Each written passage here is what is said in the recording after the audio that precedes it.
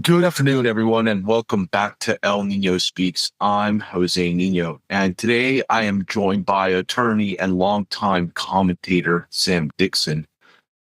Welcome, Sam. I'm glad to be here. Welcome to you and the audience.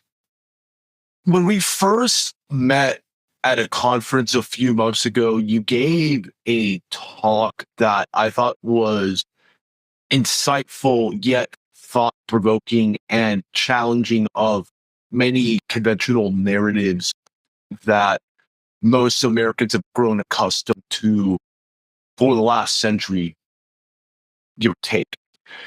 You talked about specifically the idea of how we live in a post-American environment. What exactly did you mean by that?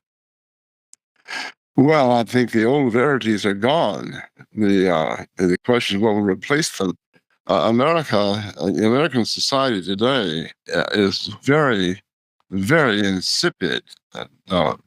Basically, I'm concerned mostly with the European Christian core of America, the 180 million people of European extraction. And they are like sheep without a shepherd, or even better, they're like a flock of chickens that have been scattered, and they no longer have a flock. There are 180 million separated chickens, and I think that people have to have a community. I think one of the things that was flawed in America from the very beginning was this sense of revolt against community and the glorification of individualism and of individual rights. I think all those things were unhealthful. It's more important to have a community. The ancient Greeks had a saying, one man, no man, meaning that the individual who stood alone was meaningless. And I think that's true.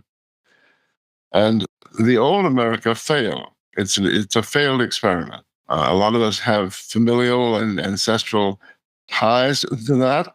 My ancestors played a significant role in the revolt against the king in 1775. But I was fortunate. My father, I believe that had been a mistake. He was a descendant of a Revolutionary War general and a perfectly normal person. He was not an ideologue like I am, or maybe you are, a lot of our listeners are. But he felt the separation from England had been very much mishandled. That while we had to be independent, the independence should have come through a negotiated agreement with us retaining a tie to the monarchy. And I think he was right about that. And the experiment in decentralization, the states' rights, individualism, this has all failed. And these things can only succeed with a very homogeneous population who agree with all of these things. And we no longer have that. There's no possibility of going back to the Constitution, as a lot of our friends want to. To have the Constitution, you had to have people that believed in the Constitution. We see now in the attitudes and behaviors of those who hate us, and they do hate us. They're not really our political opponents. They truly hate and want to destroy us. And I firmly believe that.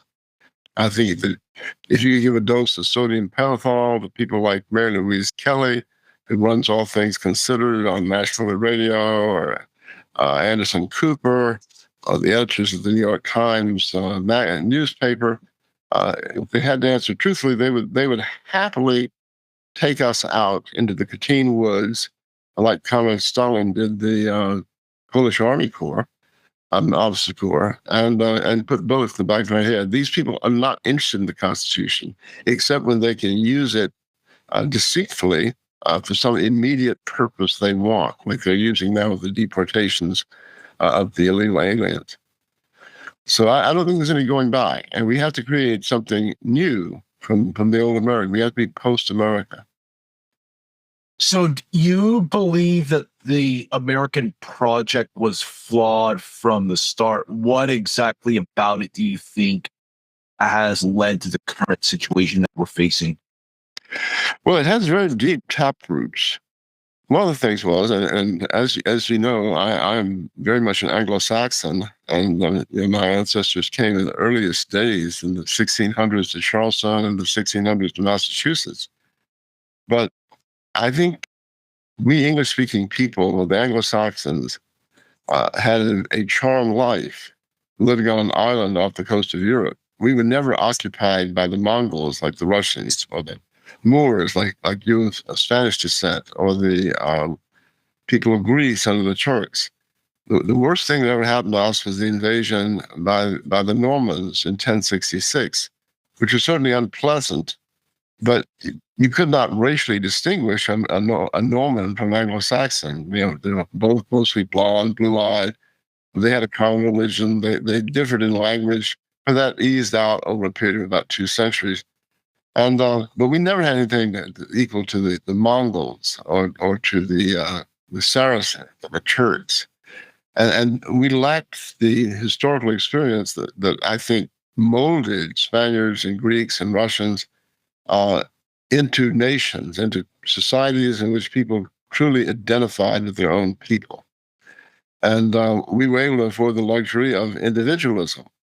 And that reached its apex, its height in America, where once again, we're like an exaggerated version of the British. Instead of a 20-mile moat protecting them from Europe called the English Channel, we had a 4,000-foot moat, 4,000-mile moat, separating us from Britain and Europe called the Atlantic Ocean. And the only people we had to contend with for mastery of this continent initially were Stone Age Indians and then Mexicans. And we didn't have Poles. Poles didn't enjoy that luxury. Poles had to contend with also civilized and advanced Russians and also civilized and advanced Germans. And all over Europe, that was the case. People had to fight with not against the Cherokees, but against the French or the Spaniards or the Italians or the Austrians or the Germans. So, we got even flabbier and weaker and also more confident in ourselves. This idea of American exceptionalism grew up.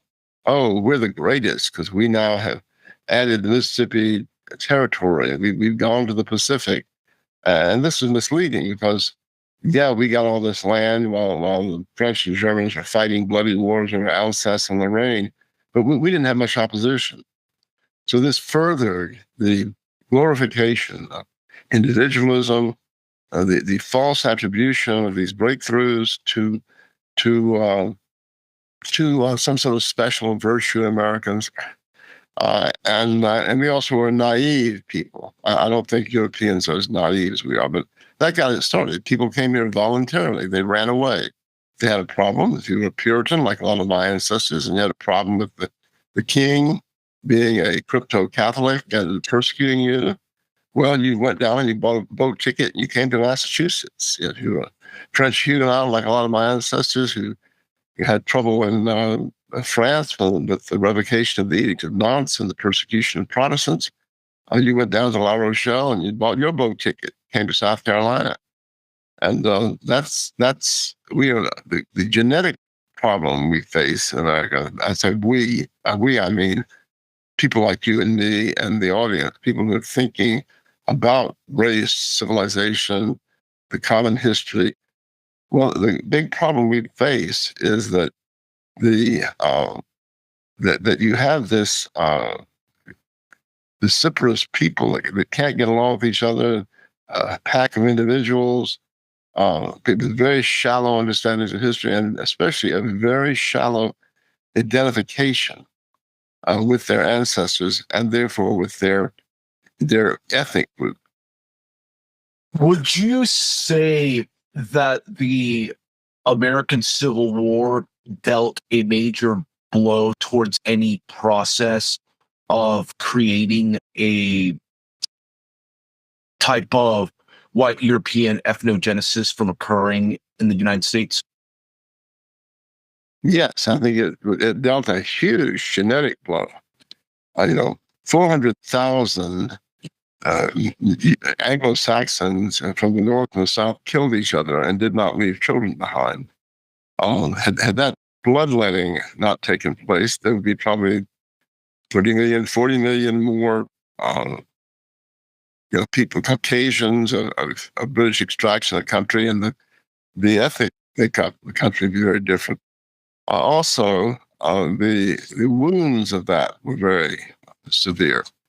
For one thing, that there was not, as far as I can tell, there wasn't a whole lot of idealism in the North about saving the Union.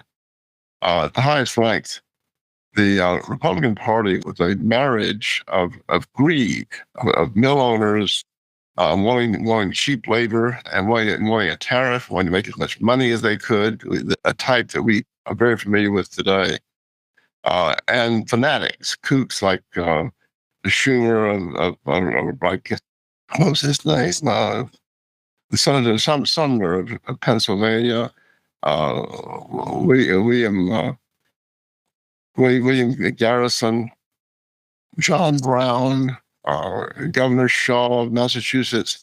And these people were just very strange ideological misfits who were very cruel to the South. Were responsible for much of the terrible mistreatment of Southern people. I think it was a jarring blow, but not so bad as what was to come. I see. With what forces as well, external forces, do you think have also contributed to this very fluid and type of American identity that we see, not just like in the US, but also like in the New World, where it seems that people of European extraction are no longer like the main players in forging like the destiny of these countries, and their identities are often downplayed, if not just ignored? I think a lot of forces played a role. For one thing, the ties were already weak, evidenced by the willingness of people to leave their homelands and come to a strange world. My grandmother was heavily French Huguenot and lived in South Carolina. She was very proud of being French Huguenot, and she would explain that we were not like people who came here for economic reasons.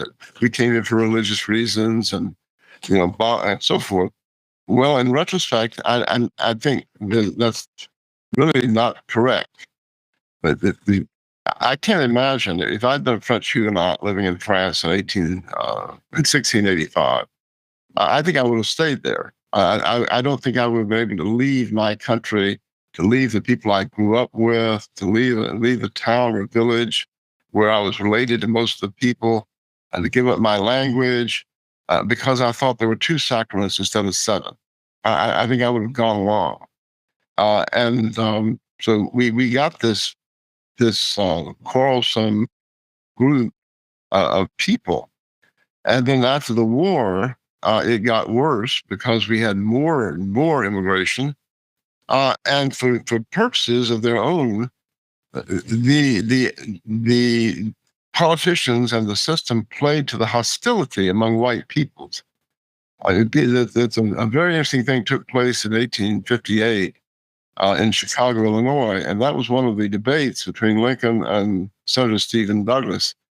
People of our persuasion often read the part of the Lincoln-Douglas debate in 1858 in Cairo, Illinois, which is down near the border of Kentucky, and was settled mostly with Southerners.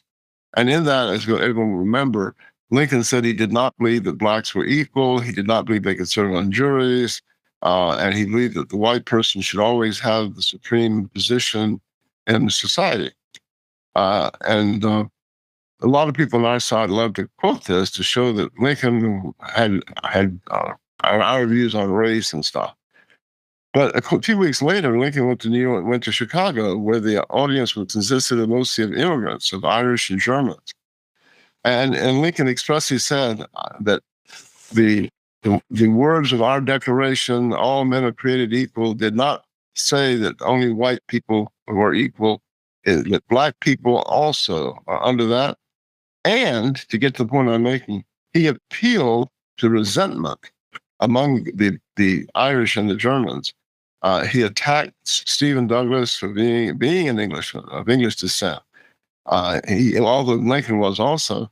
And he said that Douglas would deny you rights just as he would deny rights to blacks.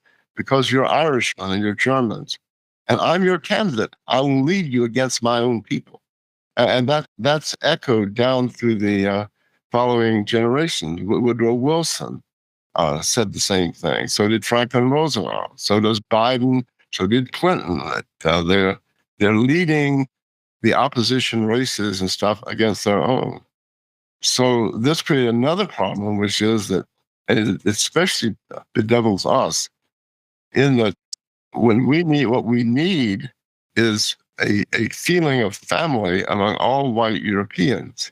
We need something like what existed perhaps before the Protestant Reformation, where Erasmus was very proud of being a Fleming, but he also was part of a Latin reading, Latin speaking elite that thought of itself as Europeans. And that's what we need. We need to not dwell on family quarrels we had in Europe, the Irish versus the Scotch, the Ulster Scots, as we call ourselves in Northern Ireland, the Germans versus the French, the Germans versus the Poles versus the Russian, the Ukrainians versus the Russians, which is the current one going on, being fostered by what ought to be the governments of our nations, but which are really governments that are occupied by enemies of our people. So we need to develop this sense of cohesion. It was never developed. And instead, the efforts were made to sort of pick at the scabs on quarrels from Europe. I've heard this argument from several people that are in favor of that theory of promoting unity among European peoples, that the United States, in some respects, was a repudiation of the old continent. Do you think there's validity to that type of thesis, that the United States from the outset was an anti-European project? There was the potential there. When you read the Plymouth Compact, which the Puritans adopted when they arrived in Massachusetts, there already is the idea there of a proposition nation and a sense of separating themselves from Britain. We got an unrepresentative sample of the British people. We did not get, contrary to the delusions and fond myths of Virginians, they are not descended from cavaliers who fought for King Charles in the Civil War in Britain. They are descended, like all of us, from people who were malcontents and who were unhappy and came here. But it was made worse by the way that we separated from Mother England. All of the American ideas of individual rights, right to a lawyer, a man is a king in his own castle, his individual home should not be subject to arbitrary searches by the government. All of these ideas that you see in the Declaration of Independence come out of the history of the English people, of the Anglo-Saxon people, and they were. I think it was 1692, in the Glorious Revolution, Parliament adopted what was called the Declaration of Right, and they forced the new king to sign that declaration and formally recognize that the monarchy in Britain was not unlimited, like the monarchy in France or Spain. It was not an absolute monarchy, but it had to respect the traditional rights of the subject. That Declaration of Right is a virtual template to the Bill of Rights. But Americans think that Madison and Jefferson sat down at their desks and their plantations and picked up their quill pens, and they scratched their heads and said, "What would be a good idea? I know, freedom of speech. Let's write that down. Oh, freedom of conscience and religion. Right to life. Oh, yeah, that's good. Let's write that one down." No, they took over what we already had as Anglo-Saxons. But all of this is projected to Americans every 4th of July as part and parcel of a great victory over British tyranny and the tyranny of the king. And so the old world becomes the devil figure. And we become not a continuation of 25 centuries of pagan Europe and Greece and Rome, Crusader Europe, it's a Christendom. All of that's forfeit, and that becomes the enemy. And I think our enemies deliberately foster this attitude. And this is the thing that bothered my father the most when I was a child. That he would get irritated. He said on the 4th of July, you hear all this about how bad our ancestors were. And he said our ancestors were fine people. We are part of them. We should be proud of them and see ourselves as coming out of them and not as their enemies. I definitely get that, because nations aren't just ideas or spontaneous institutions that just like spontaneously develop. They're oftentimes based on a continuum and have like a continuous legacy of like a founding stock or like settlers that built those countries up. But it doesn't occur in a vacuum. It's part of a broader historical continuum that goes centuries, if not millennia. And you can't just say that this is just some abstraction at the end of the day. And this, I think leads to another point too, because we take for granted a lot of terms and concepts.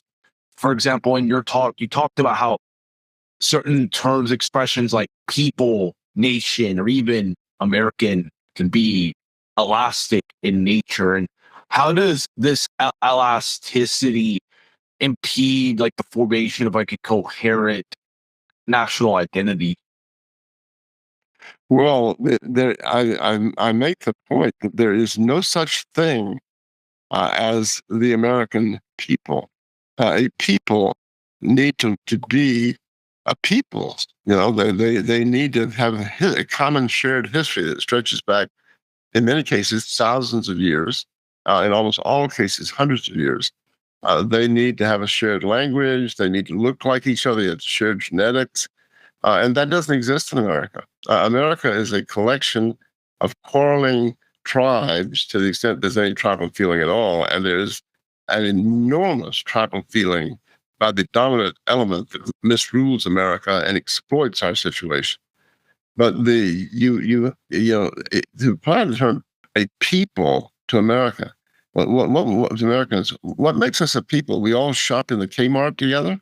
We all buy at Target. We all had it good.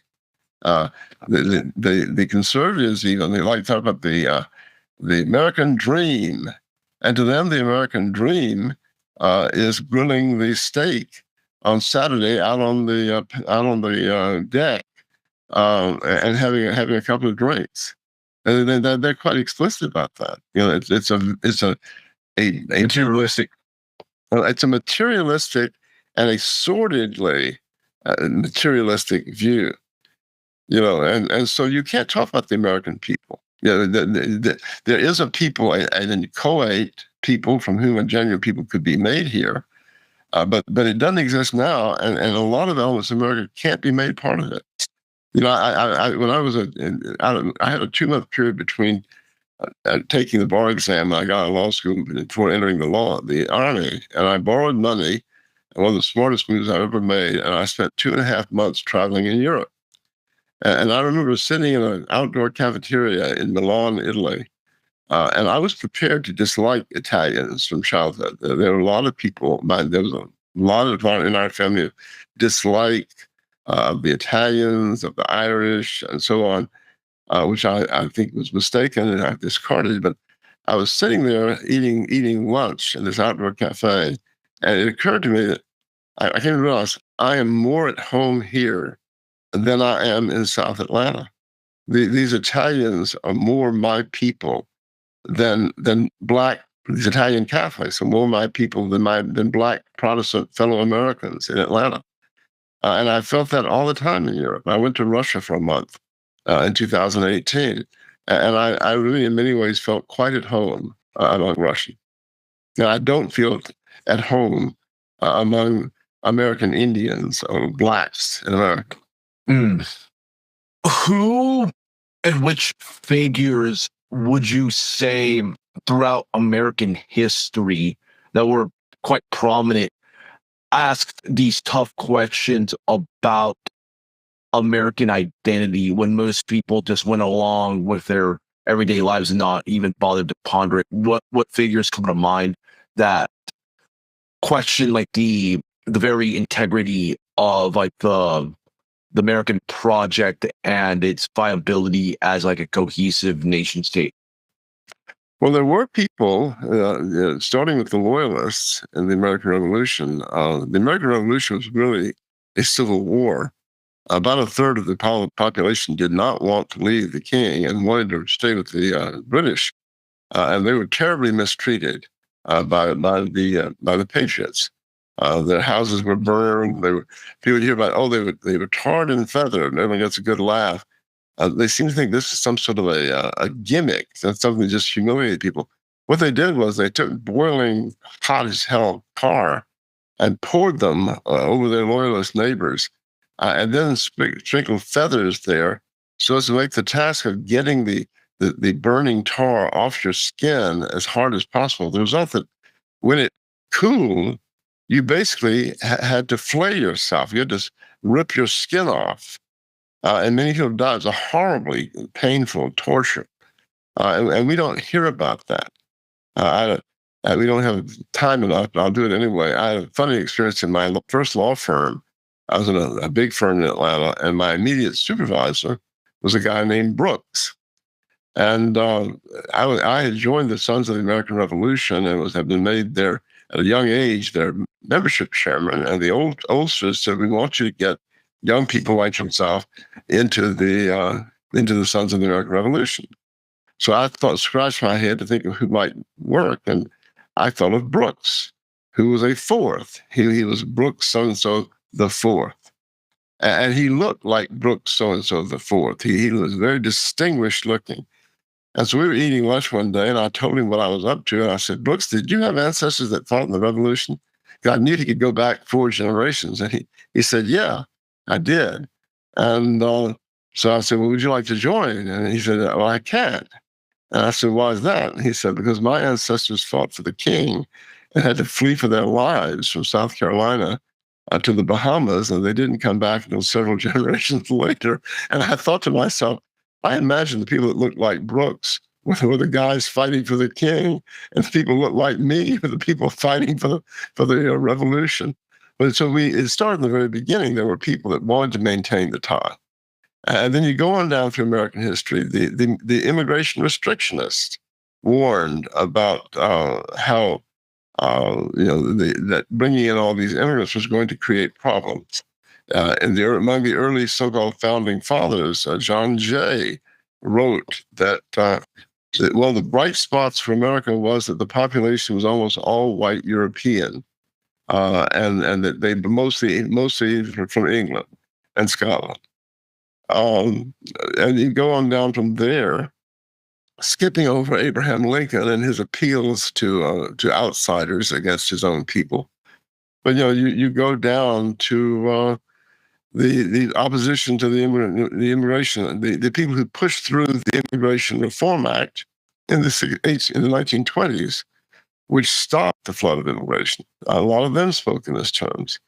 There's an interesting writer, the greatest writer of historical fiction in American literature is a guy named Kenneth Roberts.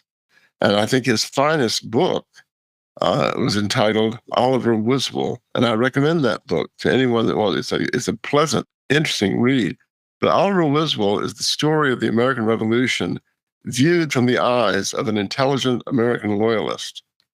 And I was surprised not surprised. I was happy to find out later in life after I read that. And when I read that many decades ago, I suspect this is how I would have viewed the revolution, the way it's depicted in Kenneth Roberts' book. But years later, I found out that Kenneth Roberts was a strong immigration restrictionist and even spoke on the forbidden issue of the particular group that runs the country here and is endowed with millennia of hatred of white Europeans, and which reflect in the policies that they push upon us. But you go on down through them, and the son of the American ambassador to Great Britain during the Civil War, Henry Adams, he wrote about a lot of this. He had a very interesting and politically and racially correct view of the world. It's interesting you mentioned immigration restriction because I've argued that regardless of how malleable American identity is, that the so-called yellow peril of the late 19th century did create an antagonism that was beneficial for the creation of like an American ethnogenesis. Because I've long argued in politics, having like the ethnic other as your rival can often forge like an identity for people. And then this follows up to the immigration restriction this movement that culminated in like the legislative acts of the 1920s. And I thought that at that time, from the 1920s up until World War II, you did see in a kind of ham-fisted way, nevertheless, that you did see a kind of move towards a more coherent American nation because of this pause in immigration. And would you say that World War II just completely upended that, just like the American Civil War did prior? Well, to some extent, the two world wars did mold a feeling of Americanism. The Germans, and I'm not happy about this because I'm against both world wars, but the Germans were forced to close their language schools and were forced to speak English. German Turnvereins, their gymnastic societies were outlawed and banned and shut down. And there was this glorification of the we're all Americans now. Mm-hmm. However, the people pushing that did not intend that to be the ultimate message. There's a famous film by Frank Sinatra that's put out by the government. I'm old. I can't remember the name. You may know it. Something like the Way We Live Now, or something like that. And it's a story of a little Catholic boy who's being persecuted by Protestants somewhere in the north.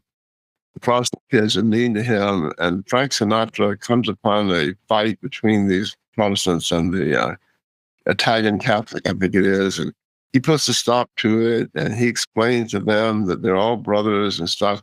And it ends with this thing, they've all become friends. Well, that's the way it ought to have been, but they didn't intend to stop it there. They wanted to break down all racial and cultural sense of the Americanhood.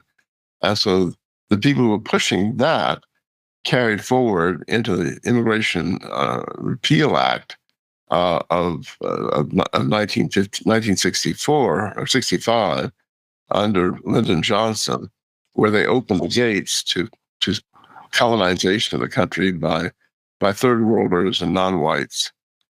So it did somewhat do that, but even there was an anti-founding stock sentiment. There was an interesting incident that took place at the Versailles Treaty in Paris in 1919. Woodrow Wilson, one of the numerous negative people in our history, of course, represented the United States, and they took a break after a couple of months.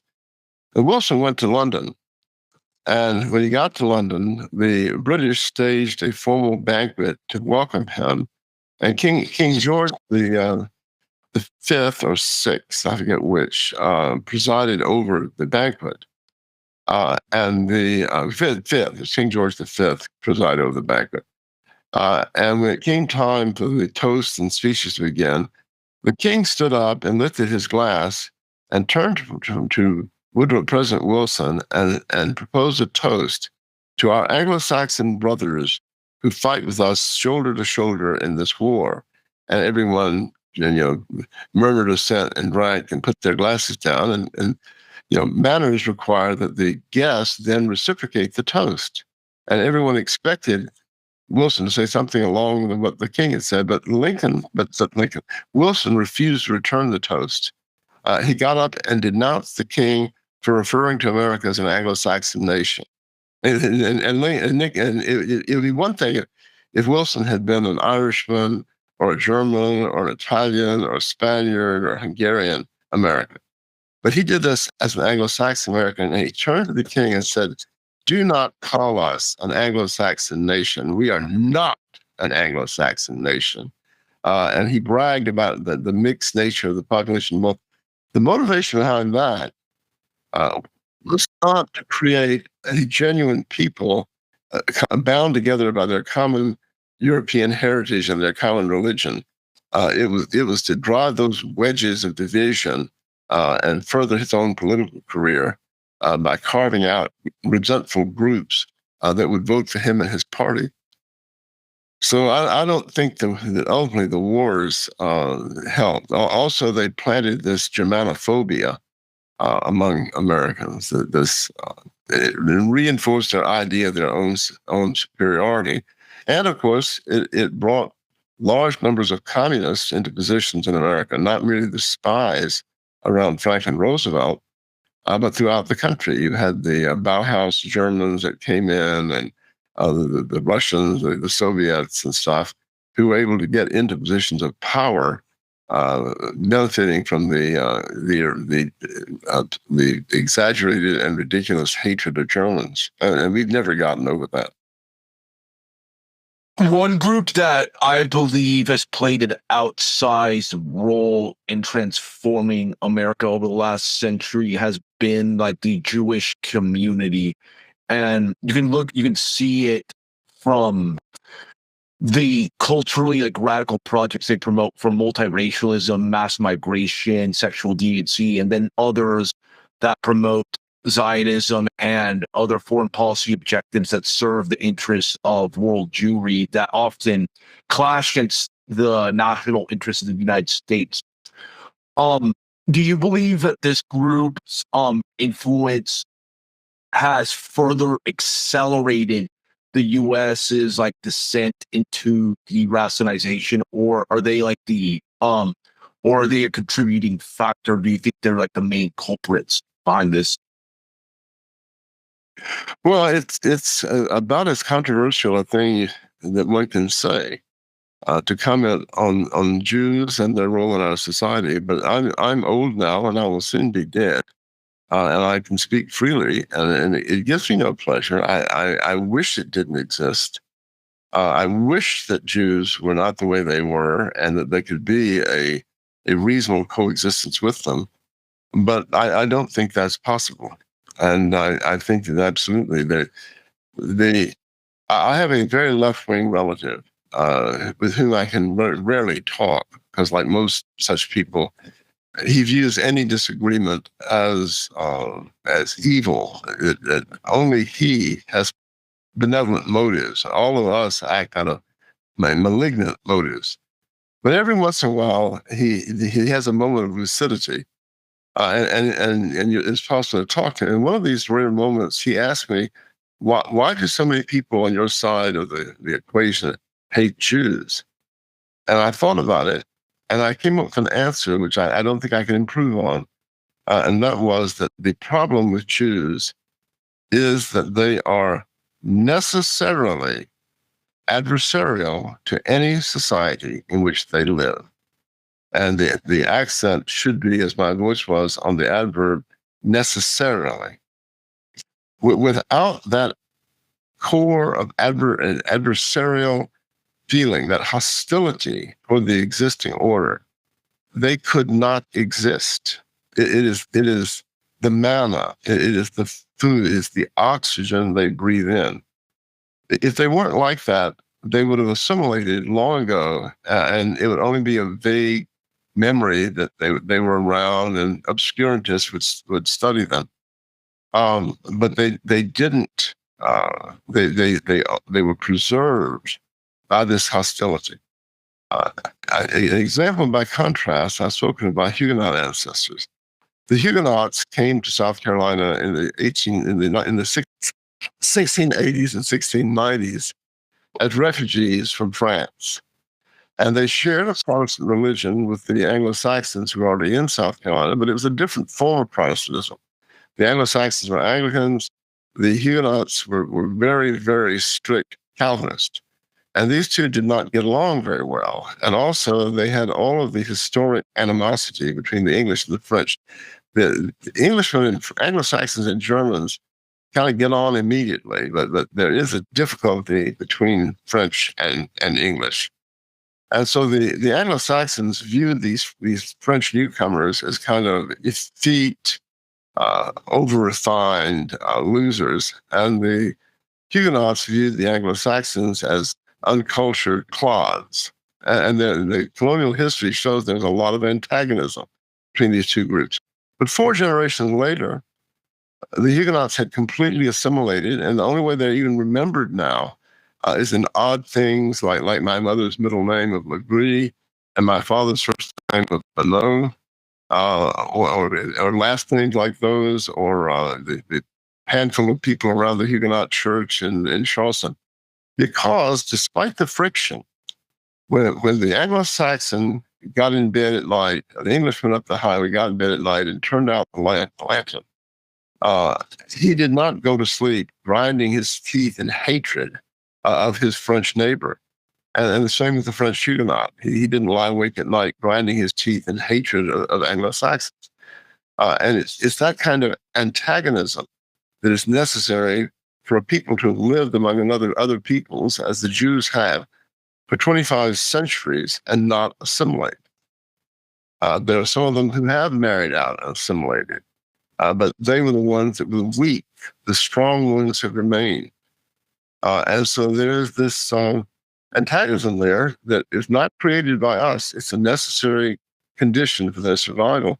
And that antagonism takes various forms. And one of the obvious forms is there is the temptation for the Jews to take up any kind of divisions in the surrounding society, and they seem to sort of look for it. They embraced communism as a wonderful way to kill the aristocracy and the guardians of the rival peoples at large, to murder the Tsar and to overthrow the crowns in Europe. They immediately saw the advantage in communism. They were just drawn to it instinctively. They've taken up gay liberation as a chance to, well, first they took up women's liberation. Betty Friedan, Gloria Steinem, so on, to try to get the two sexes fighting with each other. Then they took up gay liberation. They got straights and gays at each other's throats. Now they've got transgender liberation. They're always looking for division lines in society to widen and to inflame. And so, yes, I don't like saying it. I wish it weren't so. As the classic saying goes, I have lots of Jewish friends who show them know my views and are deeply offended by them. But my first loyalty is to my own people, and I have to say it, and I have to say it baldly in a straightforward fashion. And I think that's the situation. Another thing I've noticed as well from your talk, if I recall correctly, is that you're actually critical of capitalism, a current that has significant Jewish overrepresentation, as well as communism, because they're both disruptive forces in their own right. Now, what about capitalism do you think is particularly dangerous for the formation of like a cohesive national identity? And why do you believe that it, for so-called white advocates and those who want to preserve European civilization, they need to start embracing more pragmatic measures when it comes to the role of the state and the economy? Well, there's a lot that can be said there. First of all, when I criticize capitalism, let me make it very clear. I am not embracing communism, or to some extent, even classical socialism. I think that the verdict is in. Anyone with a grain of sense should have known that communism was simply genocidal madness. It's just a hate-fueled, horrible philosophy from the get-go. But then moving on from that, we're not talking about creating a situation. Well, to getting back to that, we're not talking about creating a situation when you get rid of capitalism, where if your pipes burst on New Year's Eve, you call City Hall about getting the pipes fixed. That doesn't work. You have to call, Freddie the plumber. You've got to call a private company if you get people to get out of bed on New Year's Eve and come fix your pipes. But the problem with capitalism, to me, is it's a deracinated idea, and I want a race. I can live, as I've said on other issues, I can live in a country. I can be part of a people. I can live there. I can have a home there. I cannot live in an idea. They want a proposition nation. I can't live in a nation that is a proposition. I can live with real people. And capitalism is an economic theory. And you can't live in an economic theory. It's unsatisfying. I don't scoff at money. I think money is critically important, and I made money myself. I don't scorn money.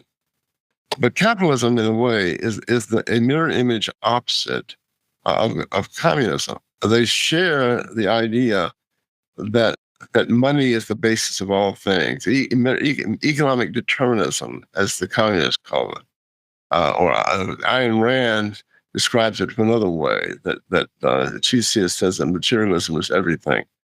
And I don't think that's psychologically healthy. And I don't think you can be a happy, well-adjusted person and live a normal life without embracing the psychological as well as the material. We look at the capitalists themselves, and what do we see? They're anti-race people. They're people trying to break down our race. They want to import Mexicans because they can get them to blow the leaves off their front yard rather than having to pay their neighbor's teenage son an extra $10 to do the same job. Saving the $10 means more than preserving a country that's where people are going to look like them and their neighbors. And this sick idea permeates American culture. And so, yes, and we'll never have an aristocracy in America. I mean, the old aristocracy is gone. We're never going to have the Duke of this and the Count of that. And we'll never have a formal aristocracy, which is probably a good thing. But elites are what move people, and elites are our leaders. Elites are people that do great things for us. And we should be grateful to our elites, especially when they're loyal, or when they're loyal to us.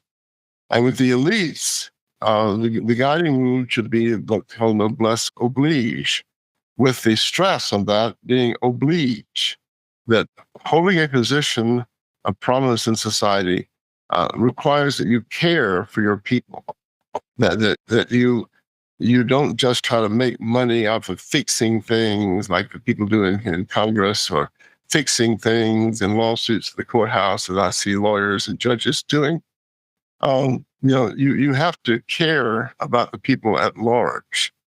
And that's the kind of society that works. A lot of Bill Buckley, with his National Review crowd, popularized the idea in America that a plutocrat is the same thing as an aristocrat.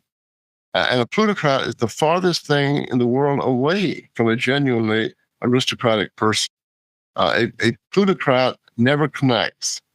The hallmark of a genuine aristocrat, the kind of people we used to have centuries ago, is that they connected. Yeah, and they connect to their people. A plutocrat doesn't do that. His people is a financial state. It's the quarterly earnings report. And they behave very, very differently. Plutocrats immediately suck up to the conqueror. There's a touching story. One of the Kaiser's chivalry sons was a National Socialist in Germany, and I don't say this to embrace Nazism in all of its forms, but it's just an interesting story. He was a supporter of the Hitler government, and when the Germans were defeated, the royal family still had a great deal of influence in German society, and the Allies wanted all of the members of the royal family to sign up for the denazification program. And this prince did not do that. And so they put him in basically a labor camp where people worked to death. And he was put in this labor camp. It was cold and hungry and miserable. And they kept coming back saying, well, you could leave here today and go to a warm bed and a delicious dinner if you just go along with us. And he never did. And when he died in the cabin in the slave labor camp where the Allies, the Americans in position, confined him. And the working class people that lived in the house, that camp with him, they said that when he died, he remarked, "I am today truly a National Socialist." Now, whatever one thinks of National Socialism, that is a touching tale of somebody who had his priorities right. He was not going to betray his people in order to get material benefits from the people who had conquered his country. Just to conclude this discussion, I want to leave it a more positive and kind of pragmatic note for people to look at for examples in history.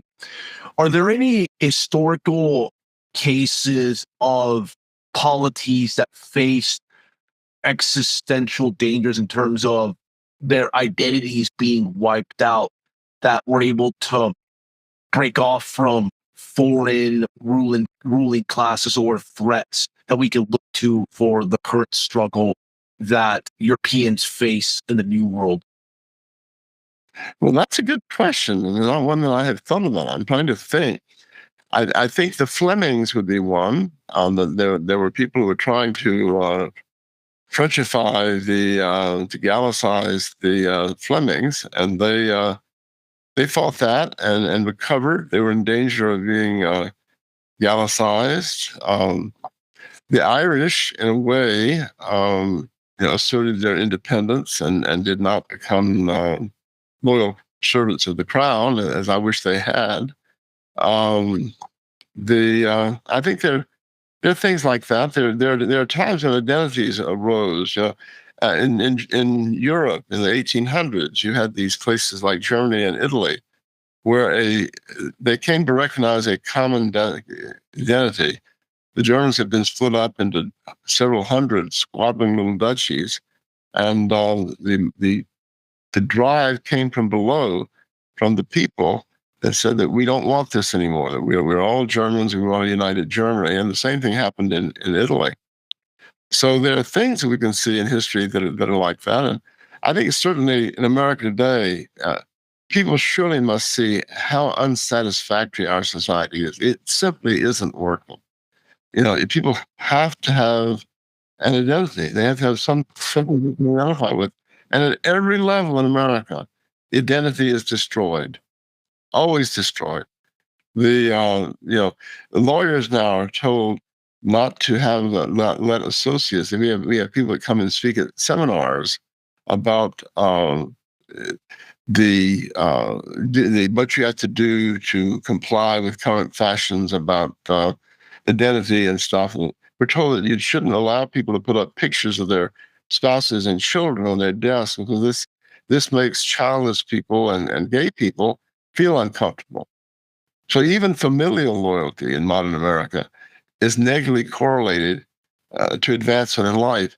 And of course, all these things should be the opposite. The more committed you are to your people, the more your material and leadership options should be enhanced. In our society, it's just the opposite.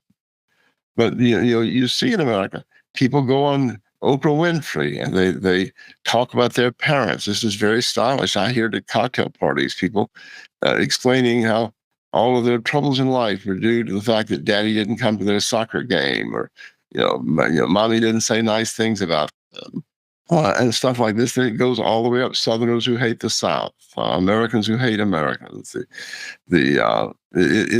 permeates us. But this is very unsatisfying.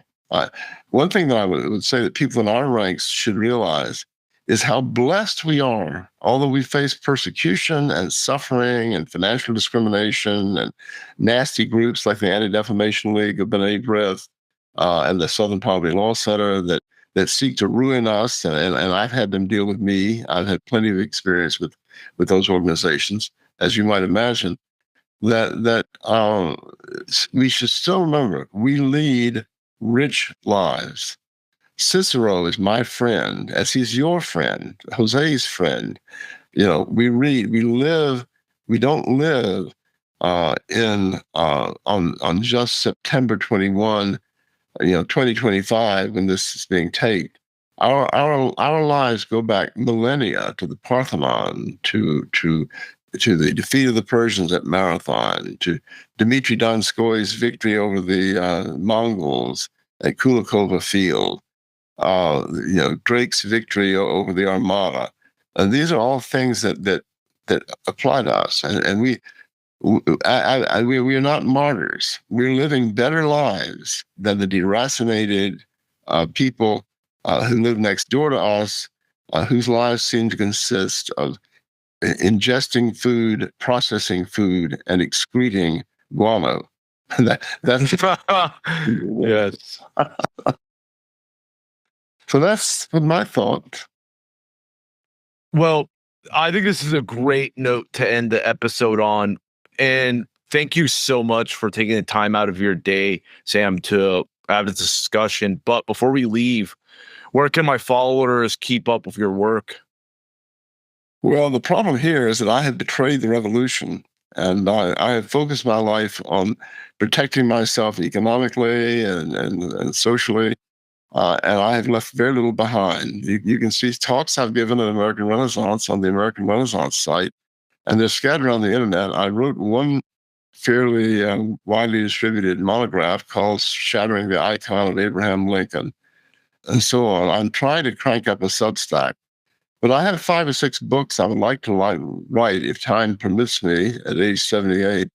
I hope to get those out. I hope they'll be available to people. I'm reading an interesting one now by a conservative whose name I think is Hawkins. It's called 101 Things That Young Folks Need to Know.